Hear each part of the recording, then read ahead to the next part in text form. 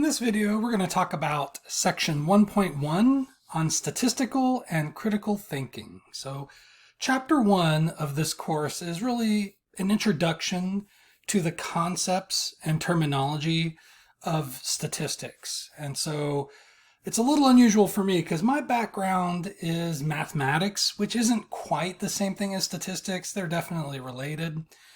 And as a math teacher, I'm used to just looking at equations, solving them, getting solutions, very action-based. But this first chapter is more conceptual-based.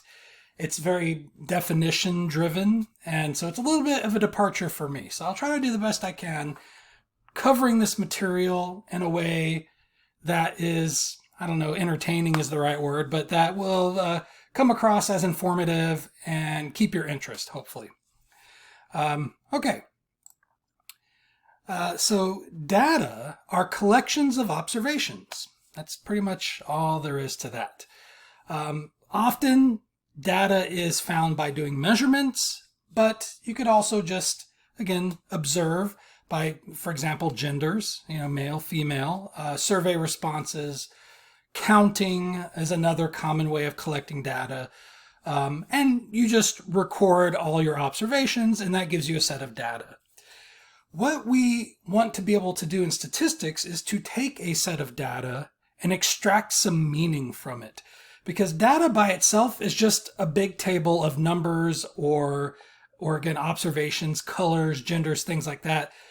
What does all of that information tell you? The study of statistics is the study of how you can take a set of data and extract a story from it, extract a conclusion, extract some meaning out of it. All right.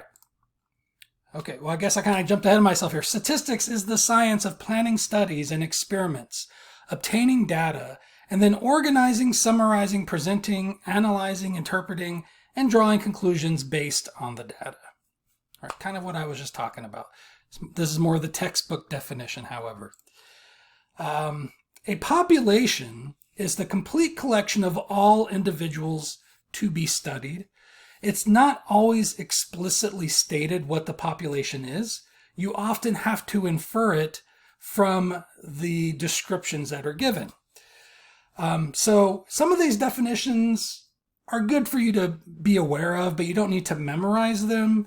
Others of them you're going to be asked problems about. So on the test, I generally do not say, what's the definition of blank, and make you have to write that out. So I wouldn't worry so much about verbatim memorizing these definitions, but some of them you definitely need to have an understanding of because you will be asked questions and you'll have to understand what those words mean in order to get the right answer on those questions.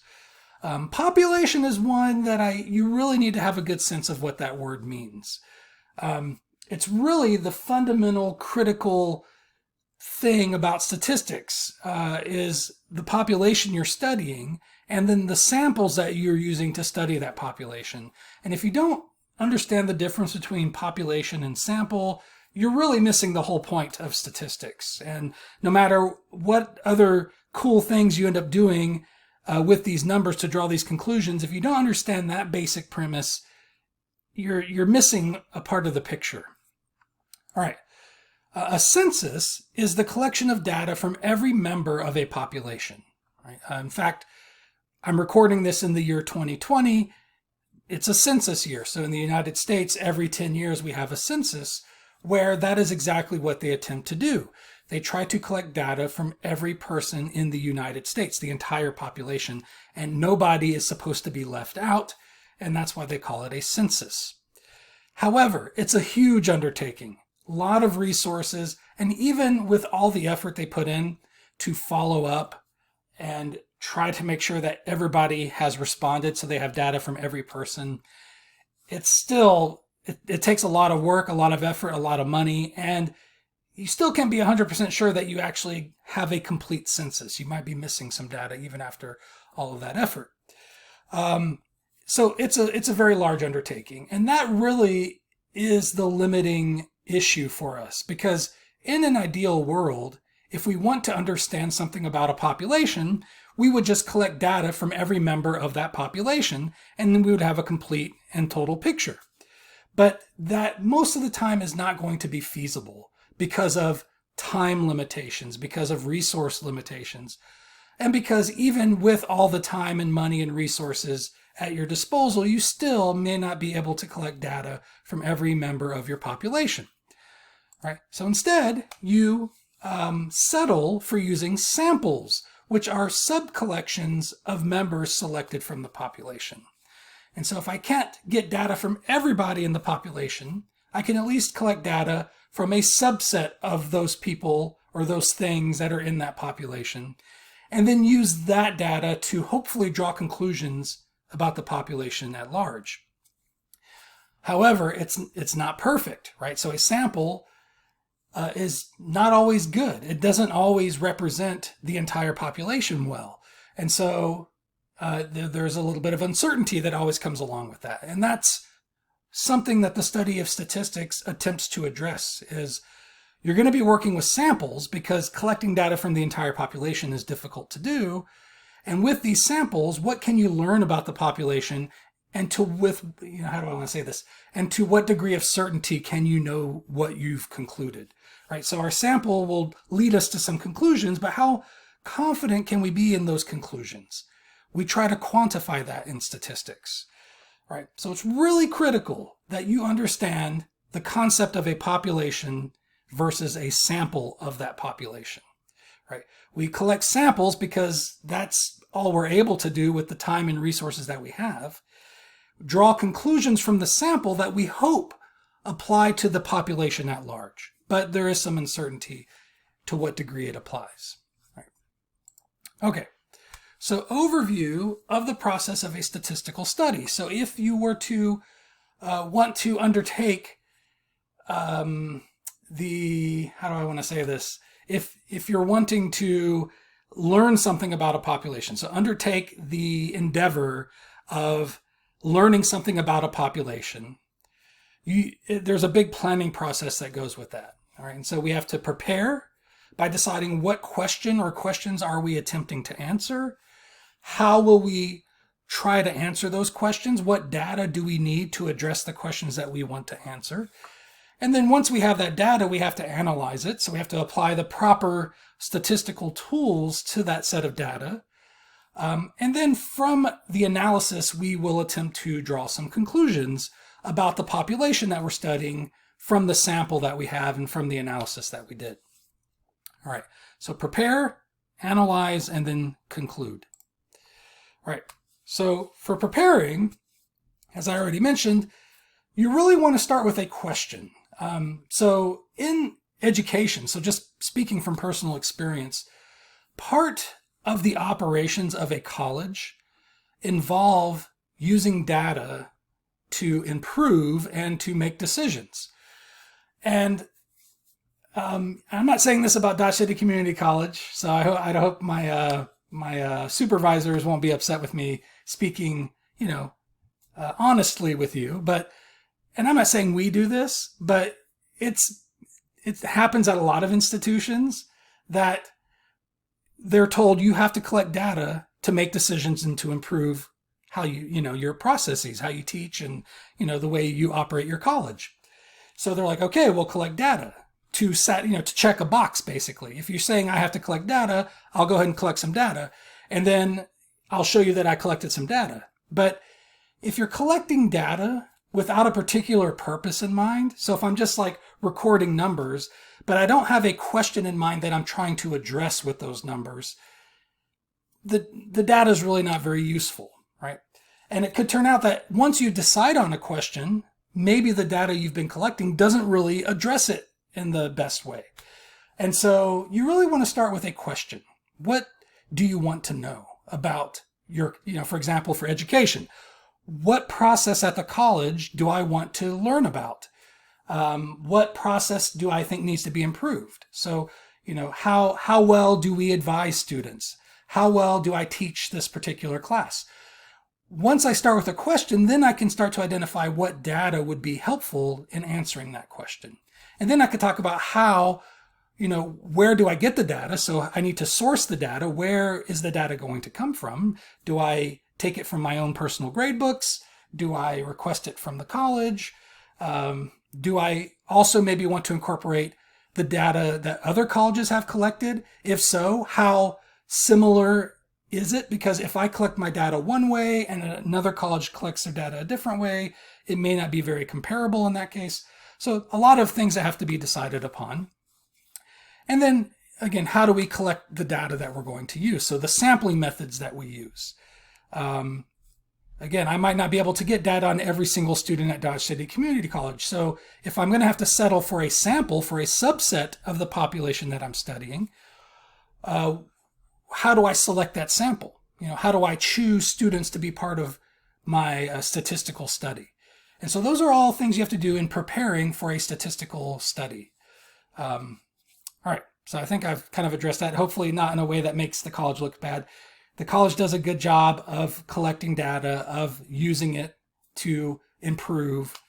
But I've been to seminars where they will talk, like people that evaluate colleges will say, I go to these colleges and they show me this data, but they're not really using it to answer a question. And so their advice was start with a question that you want to answer first. And then from that, you can decide what data to collect and how to use it. So I thought I would share that advice. Analyze. So once you have your data, you need to analyze it in order to draw conclusions. So how is the data distributed? So you might want to look at the pattern in your set of numbers. And so we will be talking about throughout this course different types of distributions, but one in particular is going to be the most common, which is the bell-shaped curve, which is called the normal distribution. Are there any outliers? Are there any data points that are really far away from the rest of your data? And what does that mean? Does that mean there was an error in how that data was collected? Is there a second population hidden in the population that you're studying? Maybe there's really two different populations there. Instead of having them lumped together, maybe those should be separated out. There's other possible explanations for why you might have some outliers, which are data points that are far away from the rest. Missing data or non-responses have to be addressed. The issue there is if you're sending out a survey, for example, and you send out 5,000 surveys and only 1,000 people respond, why didn't the other 4,000 people respond? And is there any characteristic about those 4,000 non-responses that you would want to make sure is included in your analysis? Because maybe there's some personality trait about the people not responding that you really want to capture in your data, and you're missing it because they didn't respond. And so the data you have might not represent the population you're trying to study, because the people that didn't respond are part of that population, and there may be some unifying characteristic there that would have an impact on the way the data looks. And so you have to, be careful about drawing conclusions from data where responses are missing. And then you want to apply appropriate statistical methods. We're going to talk about those later in the course. They get fairly complex as we get further and further into the course, but they also get more rigorous, more robust. You can get, they become more complicated, but you also can draw some pretty interesting conclusions. How do I want to say, not definitive conclusions, but just you'll get a good sense of what you can know about your set of data the more sophisticated our tools become, which we will see as we get further and further into the course. So we're going to start with basic stuff you probably already know, like finding the average. That's a really basic statistical method you can apply to a set of data, and you can learn something about your data set from that, but it's a pretty limited one-dimensional piece of information. So we're going to be learning more things. We're going to be learning about confidence intervals. So finding a range of numbers to estimate the population average. So instead of just having one number from your sample, the average, you can get a confidence interval about the average and have a range of values. And not only that, you can have a confidence level about how confident you are in that estimate. And so, like I said, it gets more sophisticated, and you get a much sharper image of what your statistics is telling you about the population that you're studying. All right. Once you've done your statistical analyses, then you want to draw a conclusion. Is there a statistical significance in the conclusion that you're drawing? which really there has to be in order to draw a conclusion. Like to draw a definitive conclusion, there must be something statistically significant about your set of data, but you would have to demonstrate that. So you'd have to, again, using these sophisticated tools, show that your conclusion is valid because it is statistically significant. We'll talk more about how, the rules for deciding, was your data statistically significant enough to be able to draw this conclusion. State conclusions in non-technical terms. So we'll have this really technical we'll have this technical conclusion first, something to the effect of we reject the null hypothesis or something like that. And that's a really technical thing that's part of the statistical process. But once you've decided to reject the null hypothesis, which we'll talk about way later in the course, you want to state your conclusion about the scenario in more non-technical terms. So because we reject the null hypothesis, we can conclude that there's sufficient evidence to warrant rejection of this claim that, students who study less than 5 hours pass the test or whatever. And I'm just making stuff up. But you want to take the technical conclusion and word it non-technically in reference to whatever the problem was about and whatever the claim was that you were testing. And there's also a difference between having statistical significance and having practical significance. So statistical significance means the statistics show there is a clear conclusion to be drawn. And again, there's a caveat to that you can draw this conclusion with this much confidence, so you can't be 100% sure about your conclusion, but you'll have some degree of confidence in it. But even if there is a statistical significance that leads you to a conclusion, that conclusion may not really have any practical significance. So it may really be not worth, so it might be true, but not really worth the effort to go through whatever you have to go through to reach that conclusion. So I know that was pretty mystical. Mystical is not the right word there. Pretty obscure the way I just kind of described that. But let me give you a specific example. Right. In a test of the Atkins weight loss program, 40 subjects had a mean weight loss of 4.6 pounds after 1 year. Using formal methods, which we'll get into later in the course, we can conclude the diet does appear to be effective. So this is going to be a case of the technical conclusion was we can reject the null hypothesis. The non-technical conclusion is the diet appears to actually work. You do lose weight with this Atkins weight loss program. However, that's over the course of 1 year. So if you think about, and 4.6, I kind of feel like that's practical. 4 pounds is 4 pounds. It's not easy to lose 4 pounds, really, I don't think. But if you think about losing 4 pounds over the course of an entire year, how many pounds are you losing a month? Right? Now, we could do a calculation to figure that out, but it's less than half a pound a month. And so, you spend a lot of money on an Atkins weight loss program, right? It's a program you got to pay for by the month.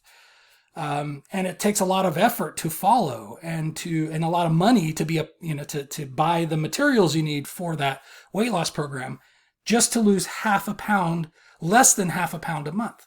And so is it practical in that case? And so while 4.6 pounds is statistically significant, it does actually, this program does appear to cause you to lose weight.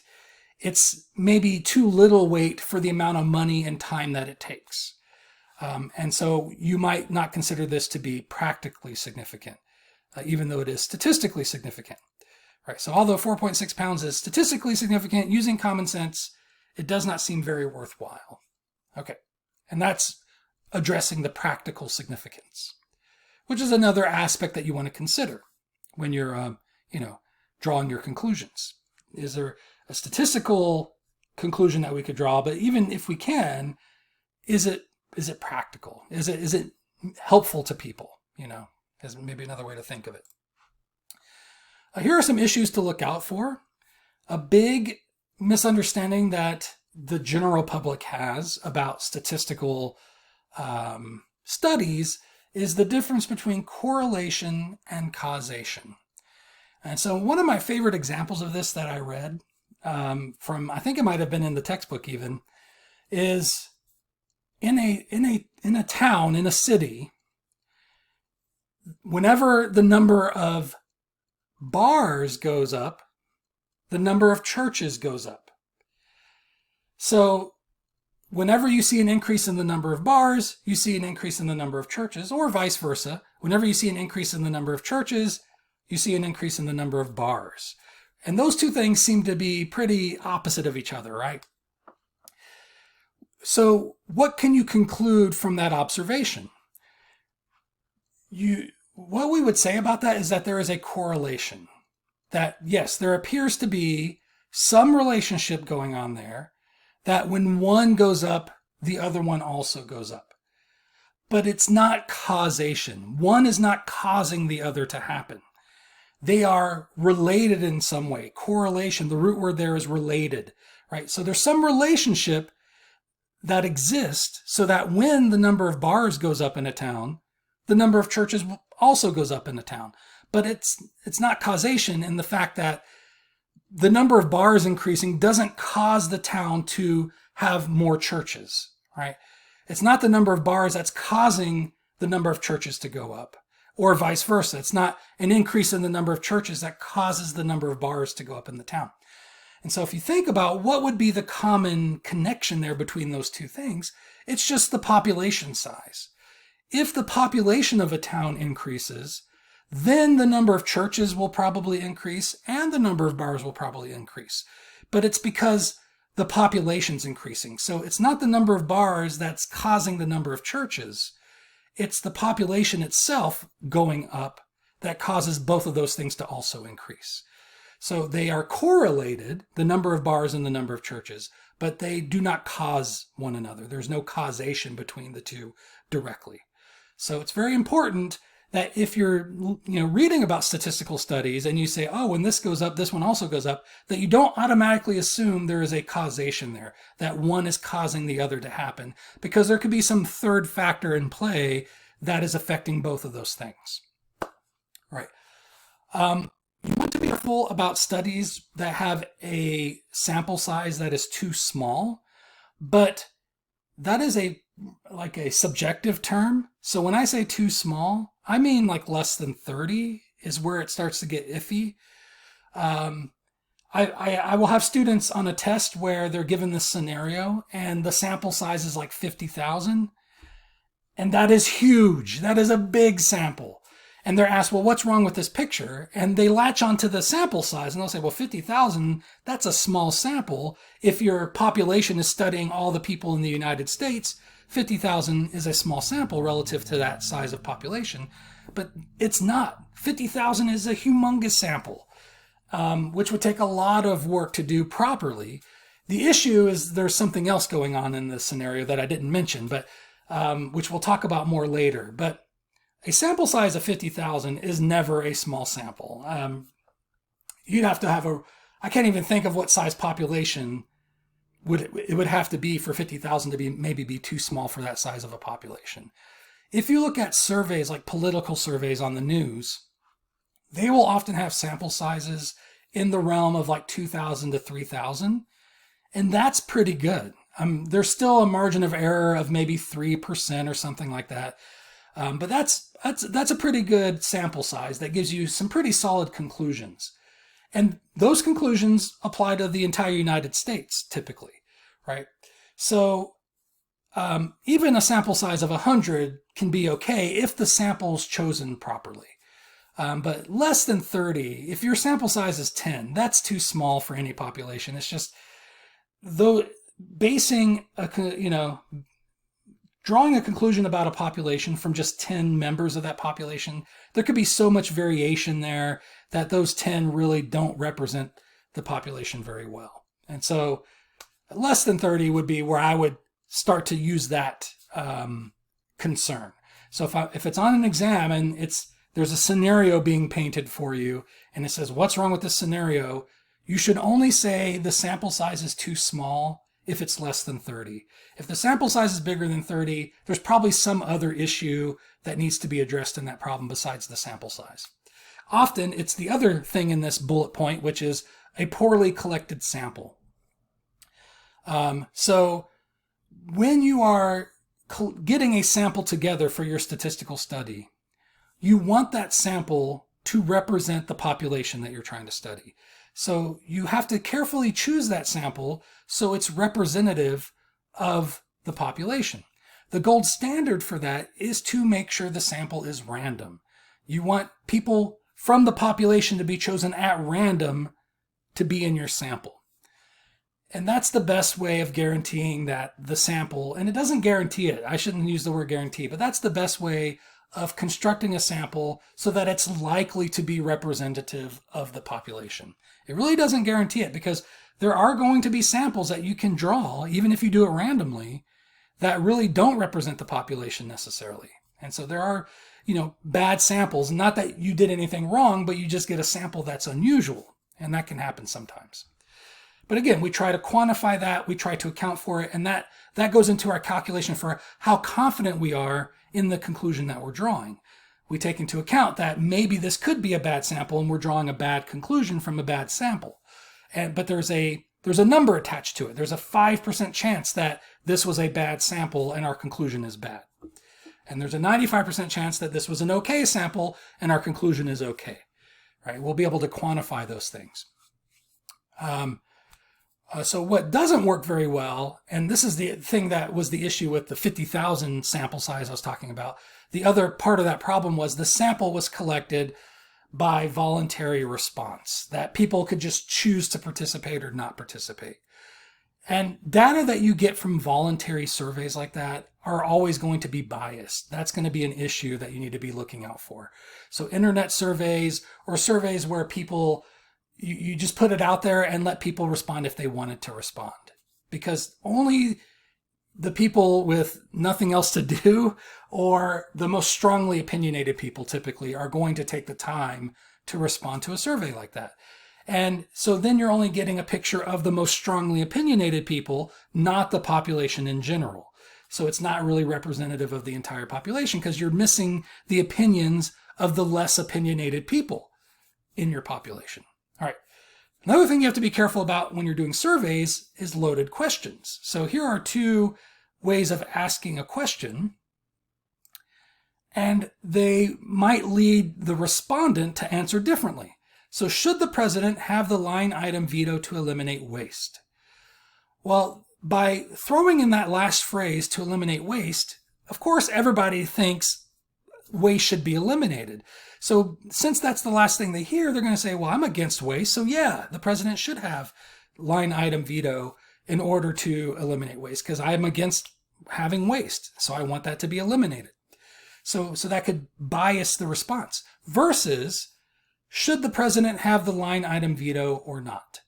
So without making that reference to eliminating waste, the person might feel like, well, I don't want the president to have too much power, so maybe they shouldn't have line item veto, right? So it can influence their response depending on how you word the question.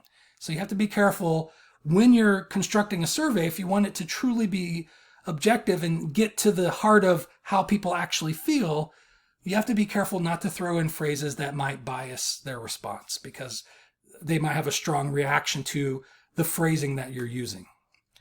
All right. Other issues to look out for, the order of questions can make a difference for the same reason.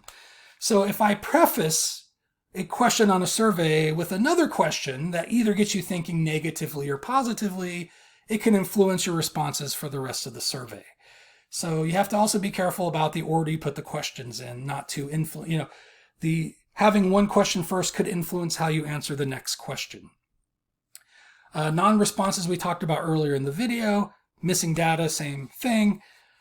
Precise versus accurate, something we have to be careful about when we're writing our numerical conclusions, like when we find the average, for example. We don't want to say, oh, the average is 13.3728597 with a lot of decimal places if our original data was just whole numbers. Because keeping a number with a lot of decimal places means it's a precise number. And people confuse a precise number with an accurate number. And so they would assume if your calculation, if your numerical conclusion is 10 decimal places long, that you have some really accurate data that you were using, and that the the average is accurate to 10 decimal places, when that may not be the case, right? So if we're collecting data on weights, for example, and I say I'm 210 pounds, this person's 180 pounds, right?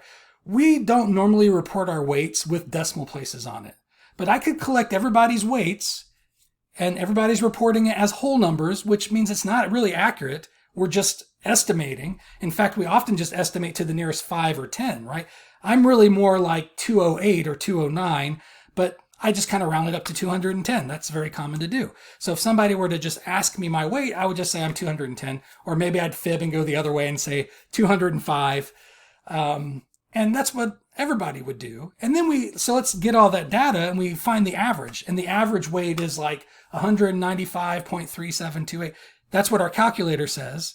And if that's what we report with all those decimal places, that's going to be misleading, because somebody who sees that conclusion is going to think, wow, that went to a lot of decimal places. They have some really accurate data, when really our original data wasn't that accurate. So we don't want to mislead people with precise numbers that don't reflect the accuracy of the measurements, right? And then percentages. We have to be careful how we use percentages. They can be used in misleading ways as well. So some people don't always have a good sense of percentages either. And so just be careful about that. Like, if somebody says, oh, we improved our processes by 100%, what does that mean? I gave 110%, right? What does that really mean? So we have to be careful about when percentages are being reported to us, that they are not being done so in a misleading way. All right. Or when we're reporting out percentages, we don't want to be misleading. All right. So here's some sample problems. Let's take a look at these. Determine whether the given source has the potential to create a bias in a statistical study. An article in the Journal of Nutrition noted that chocolate is rich in flavonoids. The article notes that regular consumption of food rich in flavonoids may reduce the risk of coronary heart disease. The study received funding from Mars Inc., which is a candy company. They make M&Ms, for example, I believe, and the Chocolate Manufacturers Association. I think that should be Manufacturers Association. So, is there a potential for bias? So I didn't really mention this earlier in the video. Maybe one of those bullet points I was supposed to bring this up. I think it's, the source your data. So if we're looking at the study and we want to understand the situation better, and this is what we're using as our data to make our, to inform our opinions about flavonoids, we have to consider the source, right? Who funded this study? Because unfortunately, it could bias the results, right? Scientists are human as well, and they also like to be employed, right? And so if a company hires me to do a study, and I do that study, and I reach a conclusion that goes against their business interest, they're probably not going to hire me again, right? Or they may not allow me to continue the study, right? So I might give them an initial, they might check in with me and say, oh, so where are you at with your data right now? And I'd say, well, right now it's looking like things are bad for you. They're going to say, well, we're going to cut the study. They're not going to say it's because we don't want to look bad. They're going to say, well, we've run out of money. We have to invest it in this other thing or this other thing. But really we don't want to give you money to make us look bad, right? We want to fund studies that make us look good. But it's sort of an unspoken thing, right? People don't really come out and say that, but that's just the way people behave. And so scientists know that too. And again, they're trying to be objective, but they know, well, if I do this study in this way and I get this kind of conclusion, this company probably won't like it and they're just not going to fund me anymore. And I'm going to have to look for another job, basically. So those kind of things have to be taken into account. If the milk industry says drinking a gallon of milk a day is good for you, and the milk industry is the one that funds the study, you have to question the results of that study, right? Because of course they want studies that say you should drink more milk because it's good for their industry. It means they can make more money if they can promote that, right? And if they can get people to believe that. So yes, there is a potential for bias here because this is a chocolate company that is invested in getting people to eat more chocolate. And if they can have studies that show eating chocolate has a health benefit, then that's good for their bottom line. And so there is a potential for bias there if the scientists know where the money's coming from. Now, if you really want to do this in an ideal world, everything should be blind, right? The scientists shouldn't know who's funding their study. The Mars company shouldn't know the scientist that's conducting their study. There should be some kind of in-between where here's the results you're getting, but you don't know who's actually doing the study for you so that you can influence them, they can influence you, that kind of thing. Then you would get more objective results, but that generally is not how things work. So I don't know if I explained that very well, but just be aware of where the money's coming from on the studies that you're reading about. And if that source has a vested interest in the conclusion of the study, then you might want to take that conclusion with a grain of salt, right? It may not be as valid as you would hope because they're paying money and they're hoping for a certain result. The scientist knows they're hoping for a certain result, and that can influence the direction of the study.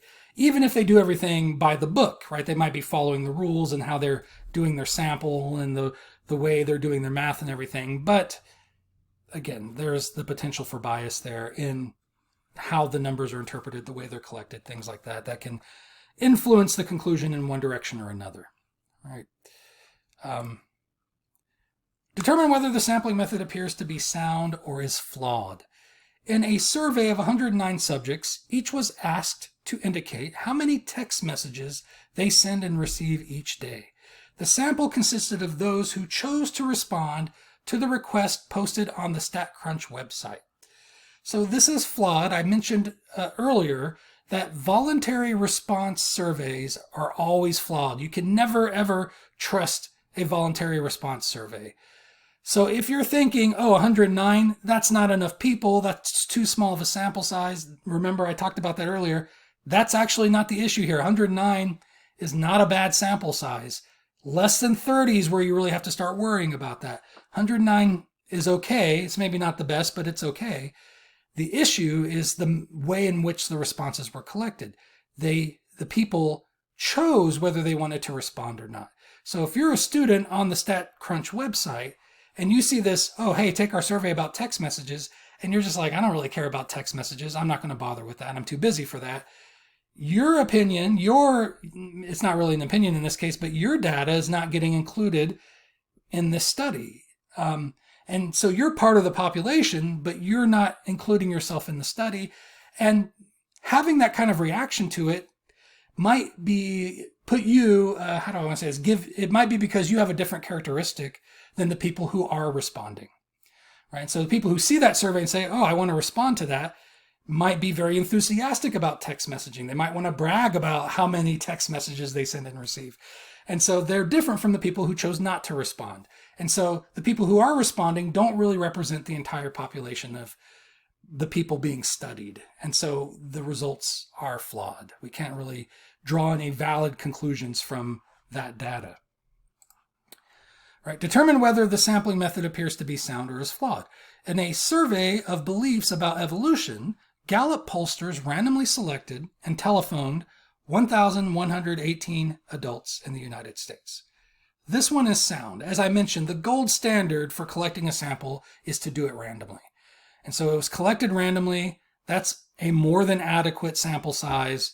So there's really no issues to latch on here about this description. It seems to be sound the way they went about collecting that data. Determine whether the results appear to have statistical significance, and also determine whether the results have practical significance. So, and usually for the statistical significance, since it's chapter 1, they're not going to get too technical on you. They'll just kind of basically give it away that, hey, this was actually statistically significant. Then you have to kind of make a judgment call on whether it's practically significant. Sometimes in statistics with some of these problems, there could be more than one right answer depending on how you justify it. So in a way, practical significance could be a matter of opinion. As I mentioned, the 4.6 pounds, I'd like to lose 4 pounds. That's kind of significant to me, but for other people, it may not be. So In a study of the gender aid method of gender selection, 1,000 users of the method gave birth to 540 boys and 460 girls.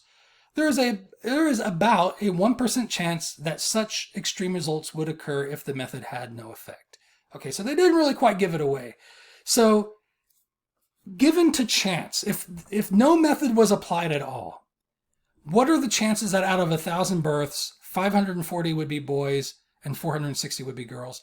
There's a 1% chance of that happening at random, which is really small, which means it's unlikely to have happened at random, which means that the gender aid method must have had some effect, right? Because if it had no effect at all, then there's only a 1% chance of this outcome actually happening, which still is a chance, right? It still could possibly happen, but it's so rare that, you have two choices. Either this event was just really rare and gender aid method had no effect whatsoever, and we just witnessed a rare event, or the gender aid method had some effect.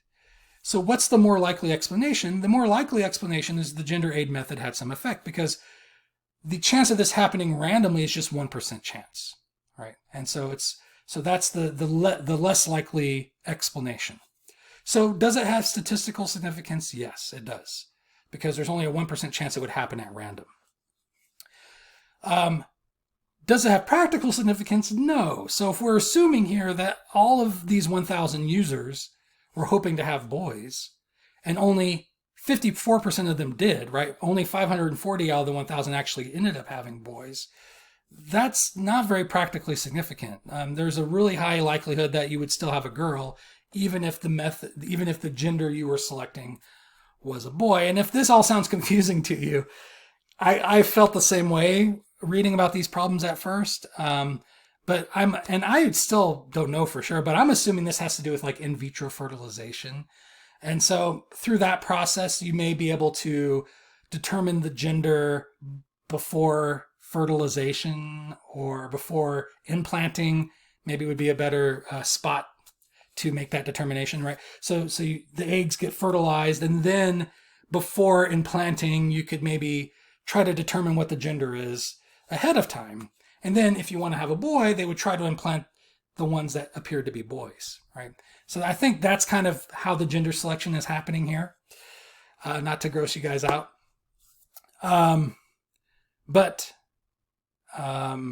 Yeah. So is it practically significant? No, it doesn't seem to be. So if you're spending thousands and thousands of dollars for this gender aid method to have a boy, and to only have a 54% chance. I mean, there's a 50% chance of having a boy without applying any method whatsoever. With this method, it's now 54%, which was statistically significant. It's an increase, but it's not very much to the point where you'd want to spend that kind of money to get that extra 4% chance, right? Okay. Refer to the data comparing pulse rates from one sample of randomly selected males and a different sample of randomly selected females. All right. So compare these two data sets. The question that we're being asked is on the next screen. I couldn't fit it all on the same screen. All right. So for males, we have 60, 64, 60, 72, 64. Females, we have 68, 72, 88, 60, 60. See what we're being asked. Is there a meaningful way in which each male pulse rate is matched with the corresponding female pulse rate? So there's the same number of pulse rates in each group. There's 5 here, there's 5 here. It's natural, it's human instinct, if you will, to say, well, there's 5 here and 5 here. Let's pair these together. The first ones are 60 and 68. The second ones are 64 and 72. But does that make sense to take the first male pulse rate and pair it up with the first female pulse rate? The answer is no. There's no reason why those would be connected. So we wouldn't want to pair them mathematically. The order here is random, right? They're not even in numerical order, right? They're kind of scrambled up. 72 could have been first, right? There's nothing special about 68 being first. It's just we had to make a choice. We put that one first. But we could have easily chosen to put 72 first, and then 60 would get paired with 72, and there's no difference there, right? So sometimes you'll have two different data sets that may even have the same amount of data in each one, but that doesn't necessarily mean you should be pairing them together as X values and Y values, for example, because there may not be a meaningful connection between those two numbers. Right? So that's what this problem is trying to address. The pulse rates were obtained for the third National Health and Nutrition Examination Survey conducted by the U.S. Department of Health and Human Services. Is the source of that data likely to be biased? I would say no in this case because the U.S. Department of Health and Human Services doesn't have a financial or vested interest in the outcome of such a study, right? They're not going to be making more money if the pulse rates are lower or higher. They're not going to be, there's just no benefit to them for the data to look a certain way. And so I would not expect their conclusions to be biased because I don't see why they would have a bias. Why would they want the data to look one way versus another way? What issue can be addressed by conducting a statistical analysis of the pulse rates? So you could look at the pulse rates for men and women, and you can actually do a statistical study comparing the two together. So you could have a claim to the effect of the pulse rates for men are lower than the pulse rates for women.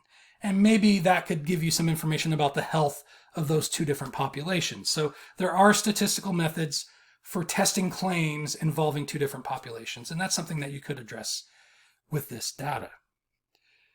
All right. Okay, identify what is wrong.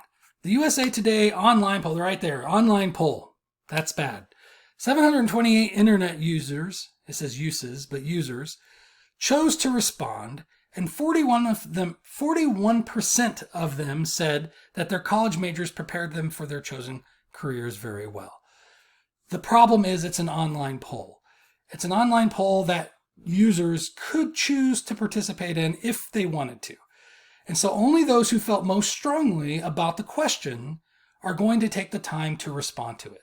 Everybody else is just going to ignore it. They're going to say, I don't really care about letting USA Today know whether my college major prepared me or not. And so generally with these voluntary response surveys, you're only getting the data from the most strongly opinionated people in your population. And so therefore, by definition, that means it's not representative of your entire population. It only represents the most opinionated people, or the maybe not most opinionated, but the ones who feel most strongly about the question are going to respond.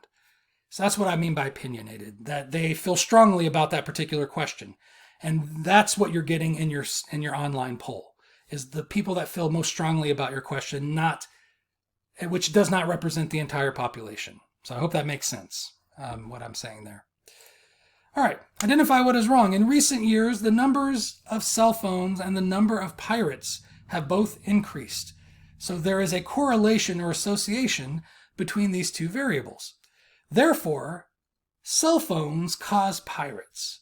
So this goes back to the example I gave earlier about the number of bars and the number of churches. There could be a correlation.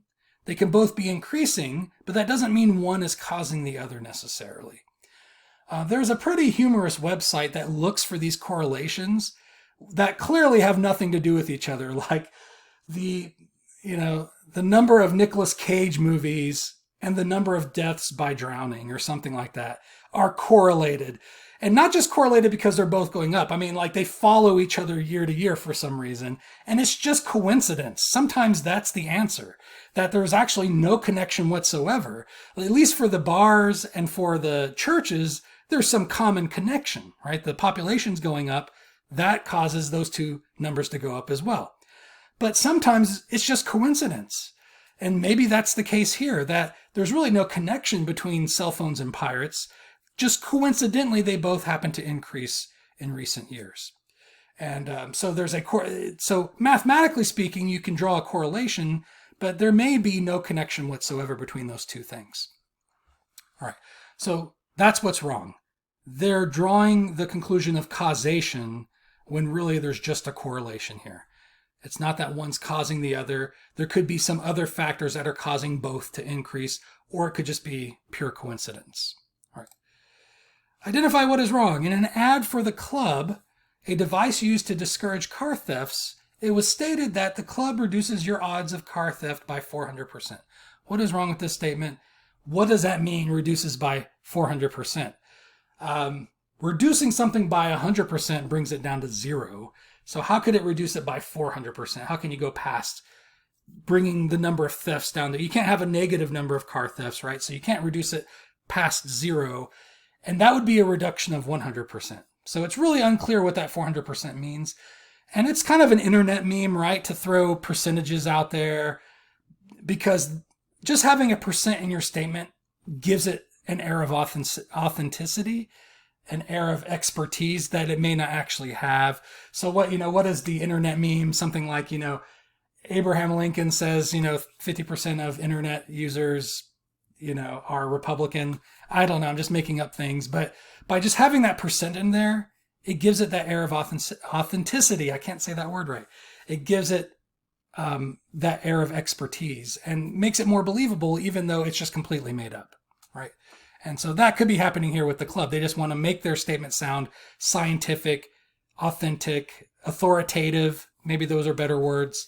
When really it's just a made up statistic just to make it sound believable. All right. Okay. Last question. And this one actually involves some math. So let me get my tablet out and so we can go ahead and do this if I can make the cord reach. All right.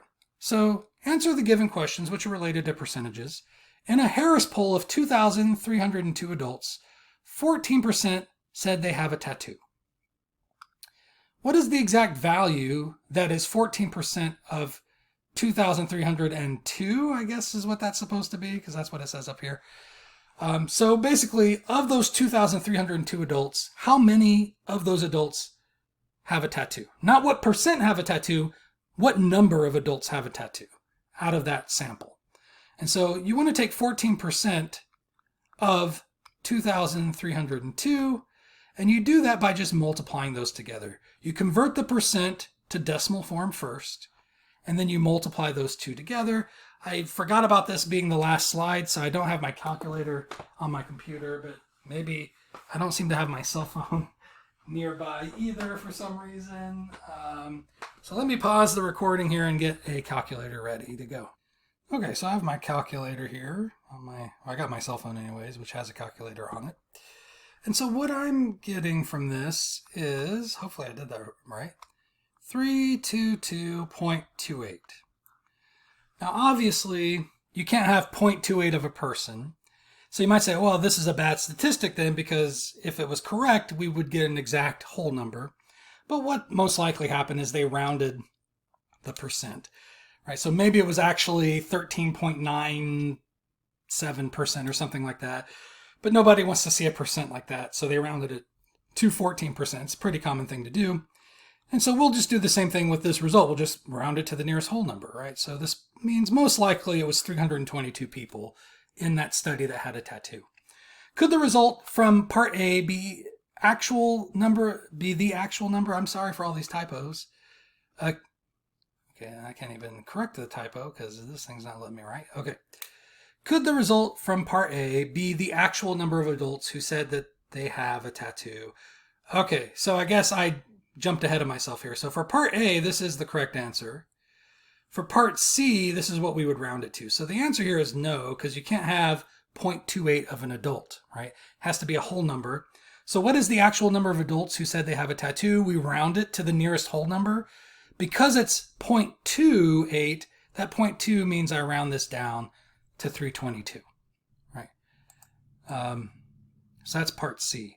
Part D, among the 2,302 respondents, 46 said that they had face piercings only. What percentage of respondents had face piercings only? So this one is going in the other direction.